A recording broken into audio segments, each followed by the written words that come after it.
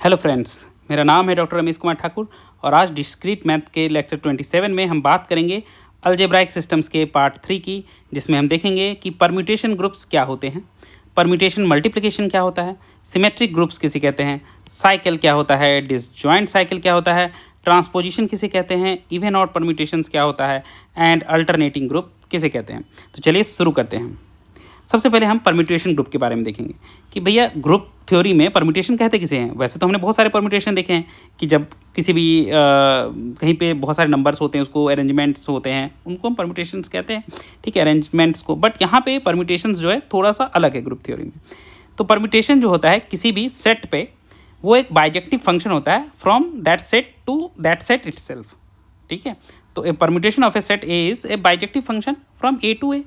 कोई भी सेट हो सकता है, ठीक है, ग्रुप थ्योरी का। तो उसमें अगर उस फंक्शन, उस सेट का उसी सेट पे बाइजेक्शन हो तो वही होता है परम्यूटेशन। अब इसको थोड़ा सा और अच्छे से देखते हैं। जैसे एग्जांपल में देखिए, कोई सेट है हमारा t इज इक्वल टू 1 2 3, ठीक है, 3 नंबर है। तो इसका एक परम्यूटेशन क्या हो सकता है, ये एक फंक्शन होगा जिसका रूल होगा f1 is equal to 2, f2 is equal to 3 and f3 is equal to 1। तो देखिए बाइजेक्शन हम लोग जानते हैं। बाइजेक्शन बेसिकली क्या होता है, bijection is when a function is 1 1 as well as on 2, and 1 1 and on 2 भी हम लोग अच्छे से जानते हैं। 1 1 कब होता है, जब हमारा कोडोमेन का हर एक पार्ट इसमें डोमेन में किसी एक चीज़ से ही कनेक्टेड हो, ठीक है। ऐसा नहीं है कि ये 2 से कनेक्टेड हो जाए, ठीक है। अगर 2 से कनेक्टेड हो जाए तो ये 1 1 नहीं होता है, ठीक है। और सिमिलरली on 2 क्या होता है कि अगर कोडोमेन ही हमारा रेंज हो, कोडोमेन इज रेंज, सो ये हो जाएगा ऑन टू। अगर फंक्शन में सब कुछ मैपिंग होने के बाद भी अगर कुछ बच जाता है तो ये हमारा ऑन टू नहीं होता है, ठीक है। तो 1 1 एंड ऑन टू हम जानते हैं। और जब ये दोनों हो जाता है, मतलब ऐसा कुछ नहीं हो, दोनों हो जाता है, सेटिस्फाई कर जाता है, ठीक है, तो उस केस में हम कहते हैं कि ये 1 1 भी है 1 2 भी है, that is it's a 1 1 1 2 function, that means it's a bijection. तो यहाँ पे एक देखिए फंक्शन है कि 1 जो है f1 इज इक्वल टू 2, मतलब 1 जो है किसको मैप कर रहा है, 2 को। Similarly f2 is equal to 3, that means 2 जो है किसको मैप कर रहा है, 3 को। And f3 is equal to 1, that is 3 जो है किसको मैप कर रहा है, 1 को। तो ये फंक्शन इस तरह से डिफाइन किया गया। तो ये 1 1 भी है 1 2 भी है, इसलिए बाइजेक्शन है। क्यों 1 1 इसीलिए है क्योंकि कोई भी रेंज का कोई भी नंबर जो है, यहाँ पे 2 कोडोमेन में इसका 2 प्री इमेज नहीं है, कोई भी इमेज का 2 प्री इमेज नहीं है, ठीक है। तो 1 1 है। और ऑन टू है क्योंकि यहाँ पे कोई भी एक्स्ट्रा एलिमेंट नहीं है, ठीक है, तो ऑन टू भी है। Codomain is equal to range है, ठीक है। तो अगर यहाँ पे मान लीजिए ये 1 जो है वो 2 का भी इमेज रहता तो ये 1 1 नहीं होता। तो ऐसा कुछ भी नहीं है, इसलिए 1 1 1 2 है ये फंक्शन, 1 1 एंड ऑन टू है, दैट मीन्स ये एक बाइजेक्शन है। और जैसे ये बाइजेक्शन है, दैट मीन्स ये एक क्या है, परम्यूटेशन है, परम्यूटेशन है इन ग्रुप थ्योरी, ठीक है। सो यहाँ पे टी ही है, दोनों सेम ही सेट है, इसीलिए ये एक परम्यूटेशन है। तो परम्यूटेशन को दिखाते कैसे हैं, यहाँ पे दिखाने का एक स्पेशल तरीका है। यहाँ इस तरीके से दिखाते हैं कि एक कर्ली ब्रैकेट लेते हैं, ठीक है, ऐसे स्मॉल ब्रैकेट ऐसे, और इसमें जो सारे हमारे फंक्शन हैं उसको हम रिप्रेजेंट कर देते हैं। 1 2 3 जितने भी एलिमेंट्स लिख दिए। अब 1 किसको 1 का इमेज क्या है, 2, तो हमने लिख दिया। f1 इज इक्वल टू 2 है, तो 1 का के नीचे 2 किसको इमेज 2 का इमेज क्या है, 3, तो ये 3 एंड 3 का इमेज क्या है, 1, तो 1, ठीक है। तो इस तरीके से हमने फंक्शन को एरे के फॉर्म में रिप्रेजेंट कर दिया। तो यही हो गया हमारा परम्यूटेशन, ठीक है।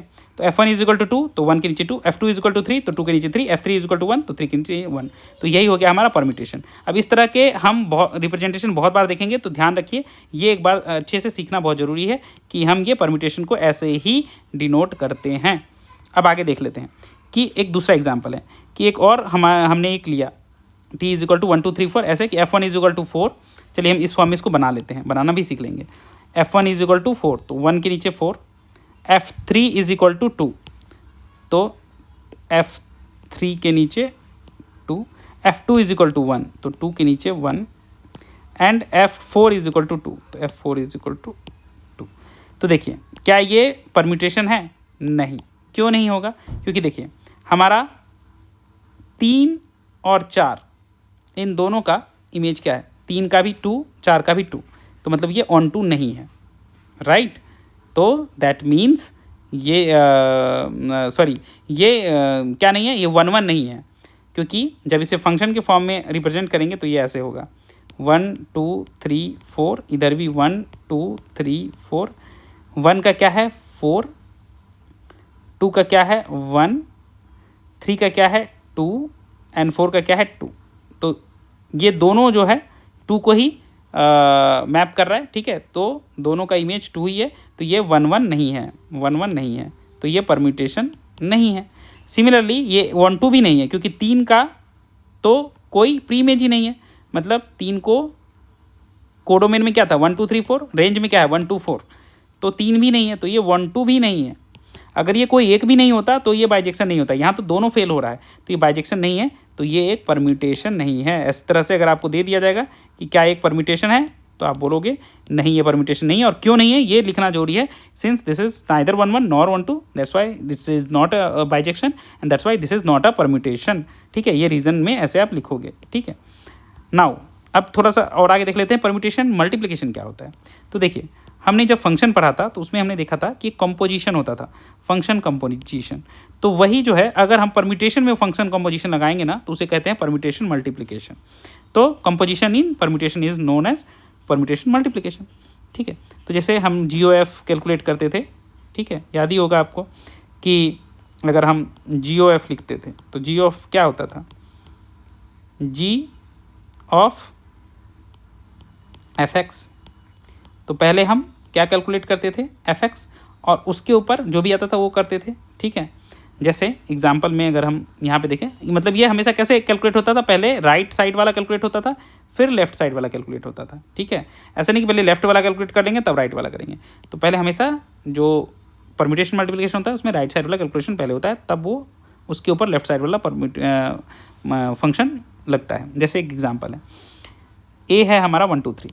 ठीक है, और हमेशा परम्यूटेशन में याद रखिएगा सेट एक ही रहेगा, क्योंकि वो सेम सेट में बाइजेक्शन को ही परम्यूटेशन कहते हैं। और हमारा परम्यूटेशन जो है एफ एंड जी, दो परम्यूटेशन है। क्या क्या है, ये है परम्यूटेशन कई तरीके से डिफाइन हो सकते हैं ना, क्योंकि बस बाइजेक्शन होना चाहिए। इसमें है 1 2 3 के नीचे 3 2 1, मतलब 1 का फंक्शन 3, 2 का 2, 3 का 1। एक जी है 1 का 2, 2 का 1, 3 का 3, दोनों हमारे परम्यूटेशन है, क्योंकि दोनों 1 1 1 2 हैं। अब बोला है FOG कैलकुलेट करो, तो FOG कैसे कैलकुलेट होगा, यहाँ पे इस एरे फॉर्म में कैलकुलेशन हमें सीखना बहुत ज़रूरी है। ठीक है, तो एरे फॉर्म में कैलकुलेशन सीखने के लिए क्या करना पड़ेगा, FOG मतलब हमें f of g of each element करना है, तो 3 ही एलिमेंट है, f of g of 1 calculate करना होगा, f of g of 2 calculate करना होगा, similarly f of g of 3 calculate करना होगा। और अगर तीनों हमने कैलकुलेट कर लिया तो वही हो गया हमारा FOG।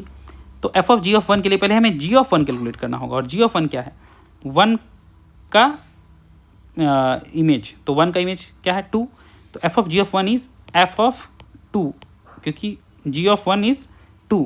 अब f ऑफ 2 कैलकुलेट करना होगा, तो ये है 2, तो 2 का f क्या है 2, तो f of 2 is 2, so f of g of 1 is 2, यही है यहाँ पे f of g 1 is f of g of 1 that is f of 2 that is 2।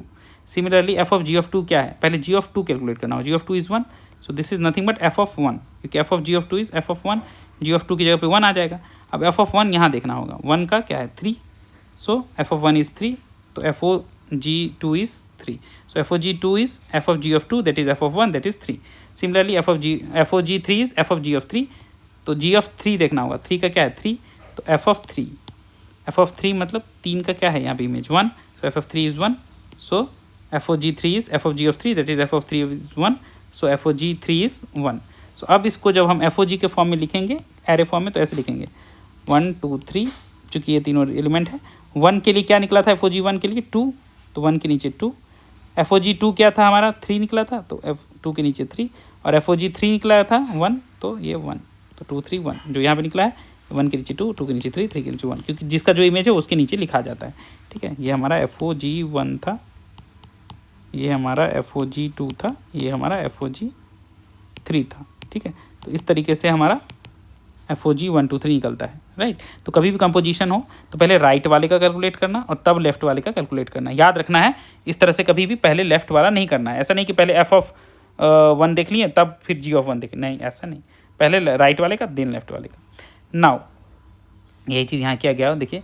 और इस चीज़ को ना मतलब बहुत आसानी से भी किया जा सकता है। अगर आप एक बार प्रो हो गए ना तो आप ऐसे कैलकुलेट कर सकते हो कि इस दोनों का एफ करना है साथ में, तो एफ ऑफ जी ऑफ 1 करके नहीं, आप देख लो 1 का करना है ना तो इधर राइट वाले शुरू करो। 1 का क्या है 2, ठीक है। जो भी निकले वो उसके इधर चले जाओ, उसको ऊपर रखो और उसके नीचे का देखो जो भी है, तो 1 के नीचे सीधे ये लिख दो, तो 2 आया ना, तो 1 के नीचे सीधे 2 लिख दो।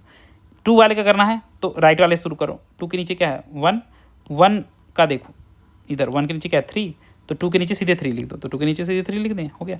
3 का देखो, 3 के नीचे आ जाओ 3 का देखो इधर आके, 3 के नीचे क्या है 1, तो 3 के नीचे सीधे 1 लिख दो। तो इस तरह से प्रो हो जाने पे आप डायरेक्ट भी ऐसे इस दोनों को साइड बाय साइड लिख के भी कर सकते हैं। यही हमारा परम्यूटेशन मल्टीप्लिकेशन, ठीक है। अब इसमें एक और चीज़ ध्यान देने वाली बात है, ये जो है कम्यूटेटिव नहीं होती है, तो आप G O F is equal to F O G नहीं कर सकते, ये बराबर नहीं होती है, हो सकता है अलग आ जाए। क्योंकि अगर आप जी ओ एफ करोगे तो ठीक इसका उल्टा हो जाएगा। जी ओ एफ करने पे आप देखोगे ये 1 का 3, 2 का 1 और 3 का 2 आता है, जबकि हमारा 1 का 2, 2 का 3, 3 का 1 था। दोनों अलग हैं, इसीलिए दोनों सेम नहीं होता है। तो कभी अगर प्रूफ करने के लिए बोल दिया जाए तो आप एक एग्जाम्पल लेके जरूर दिखाओगे, ठीक है। इसको ही कहते हैं प्रूफ बाय कॉन्ट्राडिक्शन। कोई भी एक कॉन्ट्राडिक्टरी एग्जाम्पल ले लो और दिखा दो कि दोनों बराबर नहीं है, इसलिए F O G is not is equal to G O F, ठीक है। ये कम्यूटेटिव नहीं होते हैं। नाउ सिमेट्रिक ग्रुप किसे कहते हैं, तो देखो कोई भी सेट है, ठीक है, 1 2 3 4 वो फाइनाइट सेट है सपोज, तो अगर सारे परम्यूटेशंस का ग्रुप कर लिया जाए तो group of all permutations of A is the symmetric group, ठीक है। तो जितने भी परम्यूटेशन है अगर सबको ग्रुप कर दिया जाए तो उसे ही कहते हैं सिमेट्रिक ग्रुप, और उसे एस एन से डिनोट करते हैं, ठीक है। सो अगर उसमें टोटल नंबर ऑफ ऑर्डर अगर काउंट किए जाएँ तो क्या होगा फैक्टोरियल एन, ठीक है, जितने नंबर ऑफ एलिमेंट होते हैं उसमें 1 2 3 4 5 में। इसको थोड़ा एग्जांपल से समझेंगे कि अगर हमें देखा कोई सेट दिया गया 1 2 3 और इसमें हमें बोला जाए कि बताओ कि सिमेट्रिक ग्रुप में क्या क्या है, S3 में क्या क्या है, तो टोटल कितने एलिमेंट है 3, तो फैक्टोरियल 3 हो गए इसके नंबर ऑफ एलिमेंट्स, मतलब 6। फैक्टोरियल पता ही है आपको 3 2 1, सो दैट इज 6। सो अब देखेंगे कैसे, तो देखिए 6 परम्यूटेशन कैसे लिख सकते हैं। सबसे पहला परम्यूटेशन, इसको नाम दे दिया गया है रो नॉट, रो 1, रो 2, μ1 μ2 μ3, कोई भी नाम दे सकते हैं आप, रो नॉट, रो 1, रो 2, रो 3, रो 4, रो 5, इस तरह से भी, ऐसा कुछ नहीं है। सो 1 2 3 पहला परम्यूटेशन बनेगा, 1 2 3 1 2 3 से ही क्या है मैपिंग हो जाए।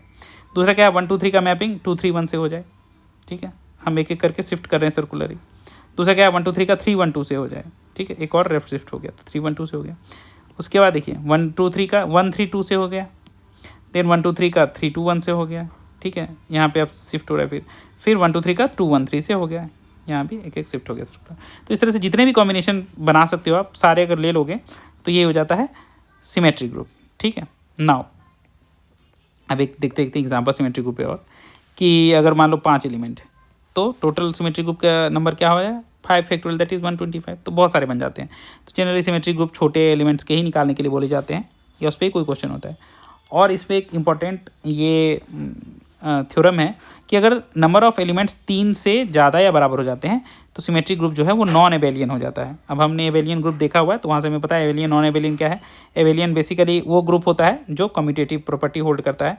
अगर कम्यूटेटिव है कोई भी ग्रुप तो उसे ही हम कहते हैं कि दैट ग्रुप इज़ एबेलियन, ठीक है, एबेलियन। बट अगर 3 या 3 से बड़ा है नंबर ऑफ एलिमेंट तो वो एबेलियन नहीं होगा, नॉन एबेलियन हो जाता है, ठीक। और for permutation of F the inverse function जो है वो परम्यूटेशन होता है जो कि रिवर्स कर देता है डायरेक्शन ऑफ मैपिंग एफ है। अभी हम एफ इन्वर्स निकाल के आपको दिखाएंगे तो आपको पता चलेगा रिवर्स क्या होता है। जैसे मान लो कोई परम्यूटेशन है हमारा ऐसा 1 2 3 और यह है 2 3 1, ठीक है, ये हमारा एफ।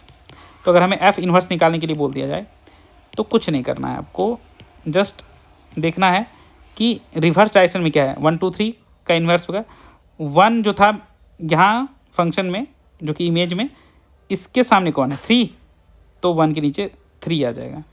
2 के ऊपर कौन था 1, तो अब 2 के नीचे आ जाएगा 1। 3 के ऊपर कौन था 2, तो 3 के नीचे आ जाएगा 2। यही हो गया इन्वर्स, ठीक है। तो इसी तरह से कोई परम्यूटेशन होगा उसका इन्वर्स ऐसे ही निकालेंगे, जिसके ऊपर जो है वो उसके नीचे आ जाएगा, ठीक है। तो ये हो जाएगा हमारा इन्वर्स ऑफ दैट फंक्शन। इस पर क्वेश्चन भी देखेंगे। जैसे यहाँ पे देखिए ये एक है बड़ा सा सेट दे दिया 1 2 3 4 5 6, और इस पर अक्सर क्वेश्चन दे दिए जाते हैं इन्वर्स वगैरह पे, तो ध्यान रखिएगा। और इसके मल्टीप्लिकेशन पे भी, क्योंकि परम्यूटेशन मल्टीप्लिकेशन इन्वर्स को मिला के अच्छे अच्छे क्वेश्चन बनते हैं। अब 3 परम्यूटेशंस हैं, कौन कौन से, एफ हैं 1 2 3 4 5 6, उसका ये है, जी भी दे दिया गया, ये एच भी दे दिया गया, ये ठीक है। सबका आपको पता ही चल गया परम्यूटेशंस कैसे एरे के फॉर्म में करते हैं। अब हमें निकालना है एफ इनवर्स, ठीक है। तो एफ इनवर्स कैसे निकालेंगे, अभी जस्ट हमने क्या देखा है। इनवर्स निकालने के लिए क्या करना होता है, आप कोई भी परम्यूटेशन में याद रखना, पहले नंबर ऑफ एलिमेंट्स तो आप डायरेक्ट लिख सकते हो, 3 4 5 6 है तो 6 ही होंगे। अब जो 1 के ऊपर है वो 1 के नीचे आएगा, तो 1 के नीचे 2 के ऊपर क्या है 6, तो इन्वर्स में 2 के नीचे 6, 3 के ऊपर क्या है 1, तो 3 के नीचे 1, 4 के ऊपर क्या है 3, तो 4 के नीचे 3, 5 के ऊपर क्या है 4, तो 5 के नीचे 4, 6 के ऊपर क्या है 5, तो 6 के नीचे 5, तो ये हो गया इन्वर्स, बहुत आसान। अब उसमें ये दूसरा क्वेश्चन अगर मान लो f-2g ये निकालना हो, ये थोड़ा सा ध्यान देने वाली बात है। इसके लिए क्या करना पड़ेगा, इसके लिए आपको इसको ऐसे लिखना पड़ेगा, this is nothing but f inverse permutation multiplication of f inverse permutation multiplication of g। तो ये 3 परम्यूटेशन मल्टीप्लिकेशन है, बहुत ही सावधानी से करनी होंगी। मतलब अगर देखा जाए डायरेक्ट मैं करना सिखा देता हूँ तो आप लोग को आसानी पड़ेगी। देखो ये ऐसे है, बेसिकली सब लिख लो 4 5 6, 1 2 3 4 5 6, 1 2 3 4 5 6। सबसे पहला एफ इनवर्स है ना, तो एफ इनवर्स क्या है, जस्ट हमने निकाला है 2 6 1 3 4 5, ये भी एफ इनवर्स ही है, सबके बीच में कंपोजिशन 2 6 1 3 4 5। उसके बाद जी क्या है, जी यहाँ दिया हुआ है 2 4 1 3 6 5, 2 4 1 3 6 5। अब देखो चूँकि कंपोजिशन में मैंने क्या सिखाया है, परम्यूटेशन मल्टीप्लिकेशन में राइट साइड से पहले शुरू करो, तो इसका जो रिजल्टेंट होगा बेसिकली ऑब्वियसली वो भी 1 2 3 4 5 6 में से ही होगा, 4 5 6। इसके नीचे की वैल्यूज़ कैसे लिखेंगे, देखो सबसे पहले राइट मोस्ट का 1 के नीचे देखो क्या है 2, तो 2। अब ये 2 जो है इसके जस्ट बगल वाले में ढूंढो, कहाँ गया, यहाँ है, तो इसके नीचे देखो क्या है 6। अब ये 6 जो है सबसे लेफ्ट मोस्ट वाले में ढूंढो 6 के नीचे क्या है 5। तो स्टार्ट कहाँ से हुई थी 1 से, देखिए यहाँ से स्टार्ट हुई थी ये, तो 1 के नीचे 2 था, 2 इधर ऊपर में गया, ऊपर के नीचे देखो 6 है, 6 के नीचे ढूंढो 5, तो 1 से स्टार्ट हुआ था, खत्म कहाँ पे हुआ 5 पे, तो 1 का 5, तो यहाँ पे 1 का 5 होगा आंसर में। सिमिलरली राइट हैंड साइड से 2 का शुरू करो, 2 के नीचे क्या है 4, 4 के इधर देखो 4 के नीचे क्या है 3, अब 3 को इसमें देखो 3 के नीचे क्या है 1, तो 2 से स्टार्ट हुआ था खत्म हुआ 1 पे, तो 2 के नीचे 1। सिमिलरली 3 का क्या है, 3 के नीचे क्या है 1, तो 1 को देखो और 1 को इस वाले में देखो, 1 के नीचे क्या है 2, तो 2 पे जाओ, 2 के नीचे देखो इस वाले में पहले वाले में क्या है 2 के नीचे 6, तो 3 का स्टार्ट 3 से हुआ था ना, तो 3 के नीचे 6 हो जाएगा, ठीक है। सिमिलरली 4 के नीचे क्या है 3, अब 3 को इसमें देखो, 3 के नीचे क्या है 1, अब 1 को इसमें देखो, 1 के नीचे क्या है 2, तो यहाँ 4 से स्टार्ट हुआ था 2 पे खत्म हुआ, तो 4 के नीचे 2। सिमिलरली 5 को देखो, 5 के नीचे क्या है 6 को इधर देखो, 6 के नीचे क्या है 5, अब 5 को इसमें देखो, 5 के नीचे क्या है 4, तो स्टार्ट कहाँ से हुआ था 5 से और लास्ट में खत्म कहाँ हुआ 4 पे, तो 5 का जो नीचे होगा वो 4 होगा। सिमिलरली 6 के लिए 6 के नीचे क्या है 5 को इधर देखो, 5 के नीचे क्या है 4 को इधर देखो, 4 के नीचे क्या है 3, तो दैट मीन 6 से शुरू हुआ था ये और ख़त्म कहाँ पे हो 3 पे, तो 6 के नीचे 3। यही हो गया फाइनल आंसर f-2g का। अभी देखो इसका आंसर इधर भी दिया हुआ है, आप चेक कर लो, 1 2 3 4 5 6 5 1 6 2 4 3 5 1 6 2 4 3 है ना। तो इसी तरह से होता है। इन्वर्स का भी हमने निकाला था ना, 1 2 3 4 5 6, इन्वर्स क्या है 2 6 1 3 4 5, 2 6 1 3 4 5, ठीक है। तो इसी तरह से आपको डिफरेंट तरीके से दे दिए जाएंगे, जैसे ये f-1g2h। तो इसके लिए बस आपको लिखना आना चाहिए कि कैसे लिख सकते हैं इसको लिखना है, मतलब यह f inverse permutation multiplication g2 है ना, तो g 2 बार फिर से g और h, तो ये हो गया f इनवर्स g2h। तो इस तरीके से आप कुछ भी कर करके पहले आप h का कर लोगे, h के नीचे वाले को फिर इसके ऊपर में देखोगे, फिर इसके नीचे वाले को फिर इसके ऊपर में देखोगे, फिर इसके नीचे वाले को f इनवर्स के में देखोगे, और जो भी होगा इसके नीचे, सो फाइनली यहाँ से यहाँ तक मैप करके आप कर लोगे। तो इस तरीके से आप सारे परम्यूटेशन कम्बिनेशन लगा के उसका FOG कैसे होता है, राइट मोस्ट साइड से शुरू करके लेफ्ट मोस्ट तक जाओगे और सॉल्व कर लोगे। आई होप आप लोग समझ गए होगे, ठीक है। अब चेक करते हैं साइकिल क्या होता है। तो साइकिल जो होता है, ये मान लो बहुत सारे एलिमेंट है अपने, ठीक है, k > 1 A1 A2 ... AK तक है, ठीक है। तो ये क्या है, डिस्टिंक्ट एलिमेंट है किसी भी सेट में। तो इसका जो साइकिल बनता है वो ऐसे बनता है कि ये एक परम्यूटेशन ही होता है Sn का, ठीक है, जो A1 को A2 से, A2 को A3 से, डॉट डॉट डॉट AK-1 को AK से मैप करता है, ठीक है। तो उसे कहते हैं साइकिल, ठीक है, कि 1 के नीचे 2 लिखा है मान लो, ठीक है, और 2 के नीचे मान लो 3 लिखा है, और 3 के नीचे 1 लिखा है। तो देखो एक साइकिल बना, 1 का 2, 2 का 3, 3 का 1, तो 1 2 3 एक साइकिल बन गया। तो इस तरह से अगर चीज़ें हैं तो उसे कहते हैं साइकिल ऑफ लेंथ 3, ठीक है। लेंथ के जो भी जितने का बनेगा 1 2 3 देख रहे हो, लेंथ 3। अगर 2 का ही बन जाता मान लो 4 के नीचे 5, 5 के नीचे 4, तो ये एक साइकिल बनता। तो ये साइकिल ऑफ लेंथ 2 इस तरीके से बनता है, ठीक है। तो हम देख लेते हैं एग्जाम्पल में अच्छे से समझ में आएगा। मान लो हमारा एक साइकिल है, और हाँ साइकिल में एक और चीज़ है, अदर एलिमेंट जो है, जो नहीं बन रहा है साइकिल, वो खुद को मैप करता है, ठीक है। जो बन रहा है साइकिल तो बनता है, और जो अदर है वो खुद को मैप करता है। जैसे S4 में, S4 का मतलब इतना तो समझ ही गए ना, ये जो n रहता है वो नंबर ऑफ एलिमेंट दिखाता है। मतलब हमारा जो सेट होगा वो ऐसा होगा 1 2 3 4, ठीक है। तो जो भी रहता है SN मतलब जो सेट होता है हमारा, एक्चुअल सेट जो होता है AN, वो होता है 1 2 3 4 5 dot dot dot dot n तक का सेट होता है, वही SN में होता है। तो S4 में 1 2 3 4 4 एलिमेंट रह सकते हैं। तो 1 4 3 का एक साइकिल है। इसका मतलब क्या हुआ कि 1 2 3 4 तो होता ही है परम्यूटेशन। तो 1 4 3 साइकिल है, मतलब 1 जो है 4 को ये कर रहा है, 1 का इमेज 4 है, 4 का 3 है, तो 4 का 3 है, और 3 का साइकिल है ना 1 होगा, 3 का 1 होगा, और जो एक एलिमेंट बच गया वो क्या है 2, तो उसका खुद का ही है। तो जो एलिमेंट बच जाता है वो खुद को ही मैप करता है। तो ये 1 4 3 एक साइकिल हो गया, ठीक है। तो 1 4 को मैप करेगा, 4 3 को, 3 1 को, और लास्ट वाला 2 2 को, ठीक है। यही होता है साइकिल। इसको ऐसे ही दिखाते हैं 1 2 3 4, यही दिखाया ना 1 2 3 4 4 2 1 3 4 2 1 3, ठीक है। अब साइकिल को अलग अलग तरीके से भी लिख सकते हैं, ठीक है, कि 1 4 3 और 4 3 1 बराबर है। इसको ऐसे भी तो कह सकते हैं कि 4 से शुरू हुआ, 4 3 को, 3 1 को, और 1 4 को, ऐसे भी तो लिख सकते हैं। ऐसे भी तो लिख सकते हैं 3 1 को, 1 4 को, और 4 3 को, इस तरह से। तो 3 1 4 भी एक साइकिल है। तो साइकिल को डिफरेंट डिफरेंट तरीके से भी लिखते हैं। अब जैसे कहा गया कि ये जो परम्यूटेशन है इसको S5 में इसको साइकिल के तरीके से लिखो, तो कुछ नहीं, बस ढूंढना होता है कि साइकिल कैसा बन रहा है। जैसे इसमें हम देख सकते हैं 1 3 को कर रहा है, 2 2 मतलब ये अदर एलिमेंट है, इसको तो सोचना ही नहीं है। 3 जो है 5 को कर रहा है, 5 जो है 4 को कर रहा है, और 4 जो है 1 को कर रहा है। तो 1 3 5 4 और 4 से 1, तो 1 3 5 4 का बन रहा है। तो 1 3 5 4, और चूँकि साइकिल को अलग तरीके से भी लिख सकते हैं, तो इसको बस आप एक एक लेफ्ट शिफ्ट करते जाओ, उस तरीके से भी बनता जाए। 3 5 4 1, ठीक है, 3 5 4 1, एक और शिफ्ट कर दो, 5 4 1 3 भी लिख सकते हैं, एक और शिफ्ट कर दो, 4 1 3 5 भी लिख सकते हैं। तो आप कोई भी आंसर लिखो सब सही होंगे, ठीक है। तो साइकिल में डिफरेंट डिफरेंट कॉम्बिनेशन भी सही होते हैं। नाउ डिसजॉइंट साइकिल किसे कहते हैं? दो साइकिल तब डिसजॉइंट होते हैं अगर कोई एलिमेंट उनमें कॉमन नहीं होता है। मान लो जैसे एक साइकिल है 1 3 और एक है 2 5 6 4 6, तो ये दोनों साइकिल जो है डिसजॉइंट हो गए। कभी कभी कोई एलिमेंट कॉमन निकल जाता है तो वो डिसजॉइंट साइकिल नहीं होता। जैसे एक साइकिल है 1 3 और एक है 3 4 5, तो ये डिसजॉइंट नहीं होगा।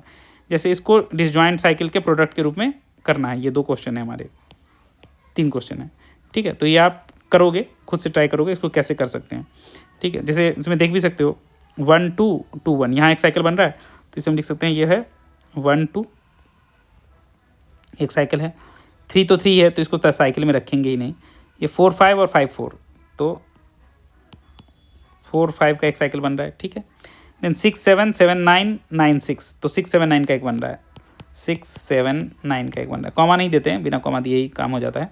6 7 7 9 और 9 6, 8 8 तो खुद को ही कर रहा है, तो ये सारे तो पार्टिसिपेट ही नहीं कर रहे हैं। तो देखिए ये इसके कॉम्बिनेशन में आ गए, ठीक है। तो डिसजॉइंट साइकिल में हमने इसको रिप्रेजेंट कर दिया। तो इस तरीके से हम चाहें तो किसी भी परम्यूटेशन को डिसजॉइंट साइकिल में हम लिख सकते हैं। नाउ ट्रांसपोजिशन क्या होता है? तो साइकिल ऑफ लेंथ 2 जो है उसको ट्रांसपोजिशन कहते हैं। कि कहीं भी 2 लेंथ का साइकिल दिखा आपको, वही ट्रांसपोजिशन है। जैसे अभी हमने किया था ना पिछले वाले स्लाइड में 1 2, ये एक ट्रांसपोजिशन था, ये एक ट्रांसपोजिशन था, ये नहीं था, ये साइकिल ऑफ लेंथ 3 है। जो भी लेंथ 2 का साइकिल है सब ट्रांसपोजिशन है, राइट। तो उसको ही लेंथ 2 को ट्रांसपोजिशन कहते हैं, ठीक है। तो ये कहलाता है कि कोई भी जो परम्यूटेशन होता है फाइनाइट सेट का, वो एटलीस्ट 2 एलिमेंट जो है is a product of transposition. तो ट्रांसपोजिशन का एक प्रोडक्ट होता है। चलो इसको थोड़ा सा एग्जांपल से समझते हैं कि मान लो इसको बोला है कि प्रोडक्ट ऑफ ट्रांसपोजिशन लिखना है। तो इसमें से हमने अभी जस्ट देखा था 1 2 का एक साइकिल बन रहा था, तो एक ट्रांसपोजिशन है। 4 5 का एक बन रहा था, ये एक ट्रांसपोजिशन था। और एक बन रहा था 6 7 9, ये ट्रांसपोजिशन नहीं है बट ये बन रहा है, तो कम से कम प्रोडक्ट ऑफ ट्रांसपोजिशन में ये आ तो रहा है आंसर। तो प्रोडक्ट ऑफ ट्रांसपोजिशन में ऐसे ही लिख सकते हैं। मान लो इसको लिखना है प्रोडक्ट ऑफ ट्रांसपोजिशन में, तो क्या क्या बन रहा है? 1 3 3 6 6 5 5 4 4 2 2 1। तो बेसिकली 1 3 6 5 4 2 का एक बन रहा है, बट ट्रांसपोजिशन के फॉर्म में अगर हम लिखना चाहें तो इसे हम 1 2 1 4 1 5 1 6 1 3 इस तरीके से लिख सकते हैं। ठीक है, कि 1 और 2 का एक ट्रांसपोजिशन है, 1 एंड 4 का एक ट्रांसपोजिशन है, 1 एंड 5 का है, 1 एंड 6, 1 का सबके साथ कर करके हम इसको लिख सकते हैं ट्रांसपोजिशन। इस तरह से मल्टीपल क्वेश्चंस को हम चाहें तो 1 के फॉर्म में तोड़ तोड़ के हम सबके साथ बना के इसको ट्रांसपोजिशन के फॉर्म में लिख सकते हैं, right. Okay, now even odd permutation क्या होता है? कोई भी परम्यूटेशन जो है वो इवन तब कहा जाएगा जब उसे अगर हम ट्रांसपोजिशन के प्रोडक्ट के फॉर्म में लिख रहे हैं, तो अगर उसे हम इवन नंबर ऑफ ट्रांसपोजिशन के प्रोडक्ट में लिख सकते हैं तो वो इवन परम्यूटेशन कहलाता है। और अगर हम उसे ऑड नंबर ऑफ ट्रांसपोजिशन के प्रोडक्ट में लिख पा रहे हैं तो उसे ऑड ट्रांसपोजिशन कहते हैं। जैसे देखिए, ये 1 2 3 एक साइकिल है, तो इसे हम लिख सकते हैं 1 3 एंड 1 2। ठीक है, तो दो ट्रांसपोजिशन के प्रोडक्ट के फॉर्म में लिख सकते हैं, मल्टीप्लिकेशन के फॉर्म में, तो इवन है क्योंकि 2 है। अगर यही 1 3 2 4 है, तो इसे हम 1 4 1 2 और 1 3 के प्रोडक्ट में लिख पा रहे हैं, तो 3 ट्रांसपोजिशन आ गए, तो इसे हम कहेंगे ऑड परम्यूटेशन। तो यह है इवन परम्यूटेशन, क्योंकि इवन नंबर ऑफ ट्रांसपोजिशन के प्रोडक्ट में है, ये ऑड नंबर ऑफ ट्रांसपोजिशन के फॉर्म में है, तो इसे कहेंगे ऑड परम्यूटेशन। यही होता है even and odd permutation. Now alternating group क्या होता है? अल्टरनेटिंग ग्रुप जस्ट एक सिंपल सा कॉन्सेप्ट है।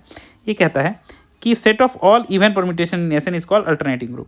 तो जितने भी इवन परम्यूटेशन है ना, अगर उनको सबको साथ में ले लो और उसका सेट बना दो, तो उसको कहते हैं alternating group. Alternating group, alternating group, सारे इवन वाले को साथ में ले लो। उसको ए एन से डिनोट करते हैं, ऑफ कोर्स एस एन से तो सिमेट्रिक को करते हैं। A N is alternating group, set of all even even permutations. ठीक है, यही है अल्टरनेटिव ग्रुप। तो आई होप आप लोग को समझ में आया होगा।